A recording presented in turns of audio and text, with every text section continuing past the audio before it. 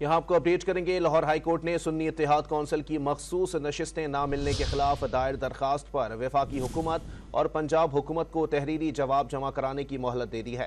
مزید جانتے ہیں ڈان نیوز کے نمائندے رانا بلال سے۔ جی بلال، اپڈیٹ کیجیے گا۔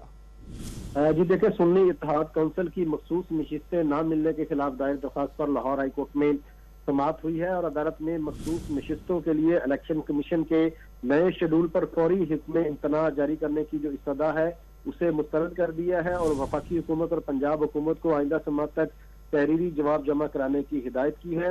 عدالت کی جانب سے ایڈوکیٹ جنرل پنجاب خالد اسحاق سے یہ استفسار کیا گیا کہ کیا اس درخواست پر پنجاب حکومت کا جواب آ گیا ہے، جس پر ایڈوکیٹ جنرل پنجاب نے جواب کے لیے مہلت مانگی اور یہ کہا کہ مخصوص نشستوں پر کچھ ارکان نے حلف اٹھا لیا ہے اور باقی نشستوں کی حد تک آئندہ سماعت تک جواب جو ہے وہ فائل کر دیا جائے گا۔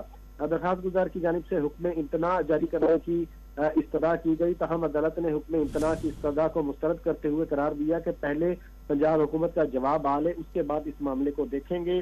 یہ درخواست سنی اتحاد کونسل کے صاحبزادہ حامد رضا کی جانب سے دائر کی گئی ہے، جس میں الیکشن کمیشن کو مخصوص نشستوں کے لیے مخصوص نشستیں الاٹ نہ کرنے کے اقدام کو چیلنج کیا گیا ہے اور اب عدالت نے وفاقی حکومت اور پنجاب حکومت سے آئندہ سماعت تک تحریری جواب طلب کر لیا ہے۔ بہت شکریہ رانا بلال اپڈیٹ کرنے کے لیے۔